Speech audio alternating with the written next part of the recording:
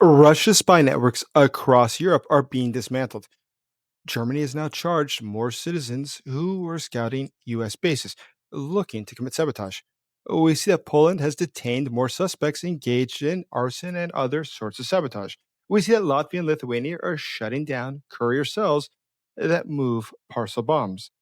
In the UK, we see that there are more arrests and investigations as the Russian spies there and their agents are being caught.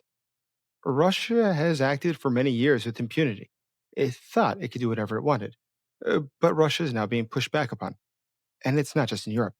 In Donetsk, we see that Russian forces are falling back. Ukraine is advancing near Pokrovsk and as well as in Ocheretyne. These settlements being liberated now, 7 in total, have taken back over 160 square kilometers or 62 square miles, returning these lands to Ukrainian control. Russian trenches are being abandoned. They are running out of artillery. We see that they are not able to withstand the attacks coming from Ukraine. All these things, though, are related to one thing in common. All these things are related to the fact that Russia itself is becoming unhinged. Russia itself cannot sustain the war which it began. My name is Jason Smart, and I'm a special correspondent for the Kiev Post and a national security advisor who specifically studies Russia and the former Soviet states. But we see happening right now in Russia is pretty incredible because Russia is having a disastrous time. Russia is facing one problem after another, and they all are problems that interrelate. They're all problems that make it impossible for Russia to wage war. Just consider this. Look at the attacks that Ukraine has carried out. Look at the attacks at the Kirishi refinery. That is over 355,000 barrels per day that is no longer being produced. The strikes we saw in Volgograd, the ones that were 1,000 kilometers or 620 miles from Ukraine, those were significant as well. This means that for Russia, the ability to refine crude is becoming more and more limited. The gas lines in Russia, now well reported, are becoming longer, and nobody's quite sure when they will get better and if they will get better. Because the situation in Russia at this point is becoming totally chaotic. And yet it is rarely in the Western press. It's rarely in the Western press. It is Ukraine that is winning. It is Ukraine setting the tempo of this war and forcing Russia onto its back heels. Please help me to support Ukraine. Like this video, subscribe to this channel, and consider becoming a channel member today. Man, leave your comments below how you see this and what you think is next in this war. But let's look at this. Let's break down where it is all going so wrong for the Russians. So let's consider this. Right now that the Russians are facing more and more attacks, they're paying more and more war risk surcharges. They're adding millions of dollars of cost for every cargo that they send because there's a good chance that the Ukrainian drones will find their crude exports. They will find the things that supply the Russian economy and attack them with drones. So if the Russians have to pay more, it means they get less profit. Less profit, it means that they have less hard currency. And nobody really wants the ruble. But having less hard currency means that they are not able to buy parts. And even in the black market, Russia must pay for parts with hard currency, with dollars or euros. And it doesn't have access to that as much. It is in a very difficult position. But there's something else. These repeated outages, they keep all the plants of Russia below full capacity.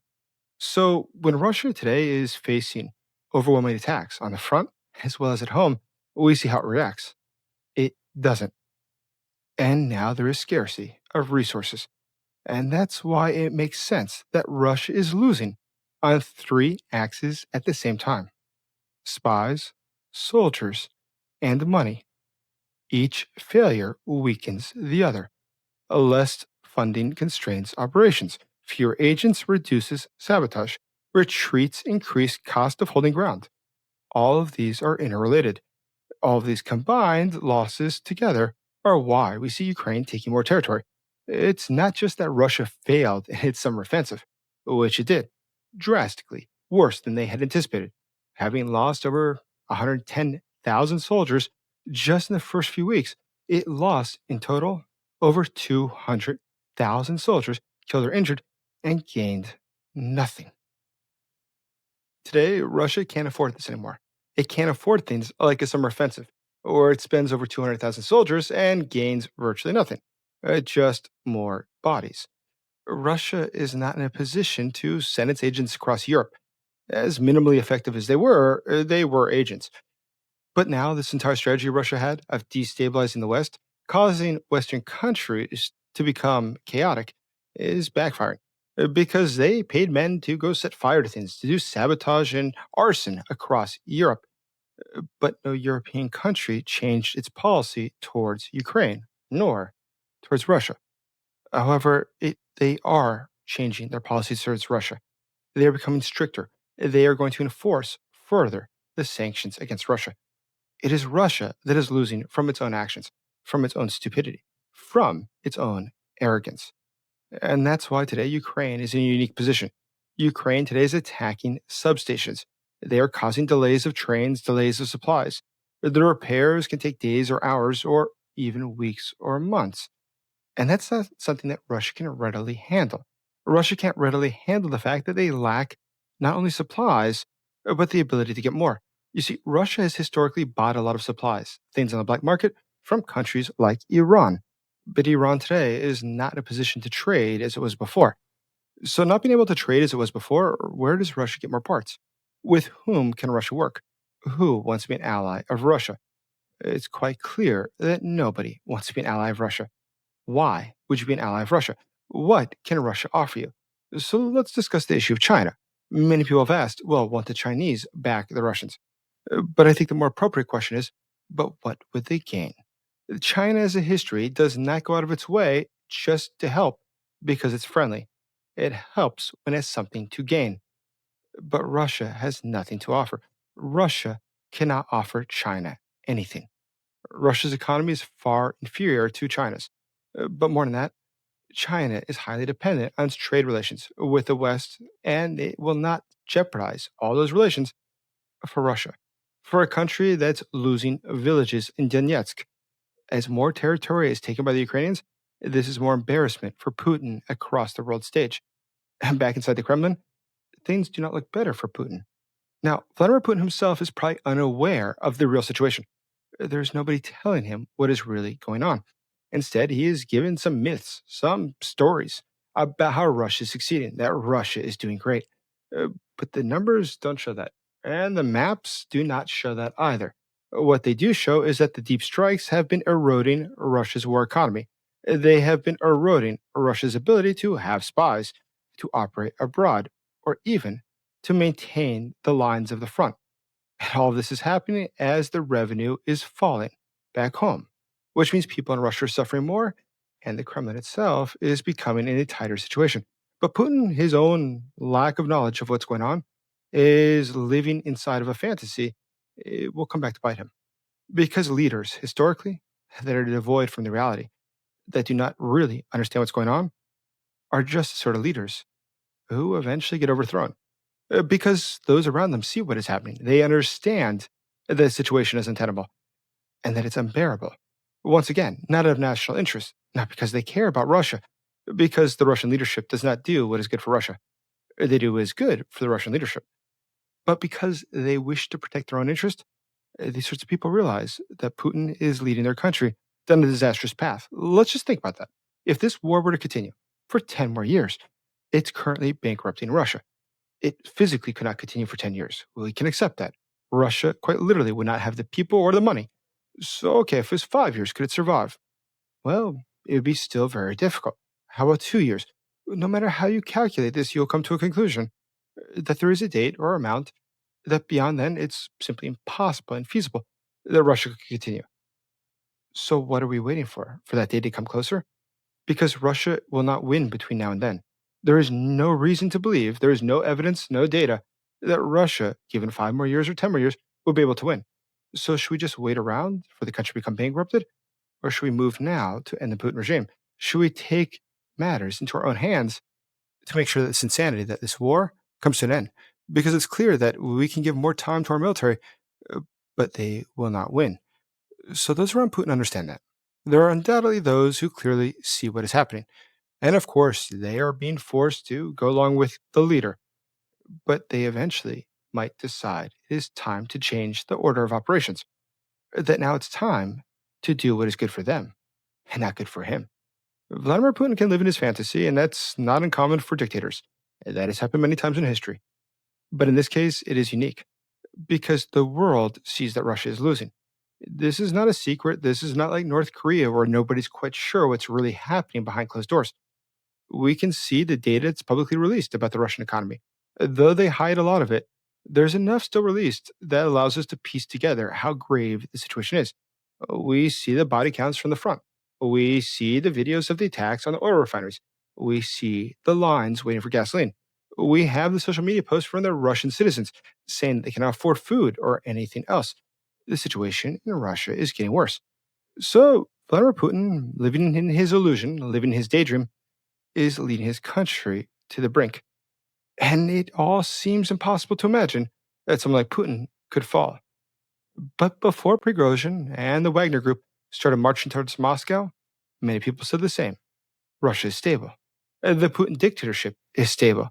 It will not fall. But history shows that that was not the case.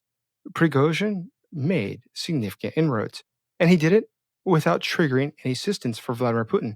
Remember, this uprising, very importantly, was one that was broadcast. It was all over social media. It was all over Telegram. And yet, Prigozhin, as he got closer to Rostov, we didn't see the Russian military save Putin.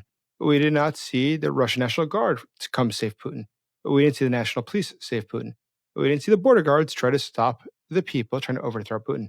We did not see the generals of the Russian military who met with Prigozhin try to arrest him, or nor did they try to call in an airstrike as he got closer to their position. They met with him calmly, nervously perhaps, because they weren't sure if he was about to take power. That is how unstable Russia truly is today. It is not like what is being reported often in the press, that everything is fine. That is a Kremlin lie.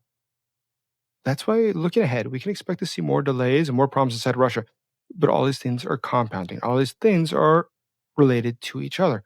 All these things are putting Russia into a more dangerous situation. So, though today the press acts like everything is well, they're very much so not well. And one of the reasons that things are not well in Russia is because of the drones that they're using. Ukraine is carrying out incredible attacks across Russia, but also in the occupied territories, also defending Ukrainian soldiers' lives. And that's why we have been fundraising for drones to support the Ukrainian soldiers. And I have a quick message from them, which I showed earlier for those that you've not seen it, from the men at the front, thanking you for your support. Hi, Jason J. Smart and your YouTube community. This is a message from the soldiers of the Rubish Brigade fighting in the Pokrovsk direction.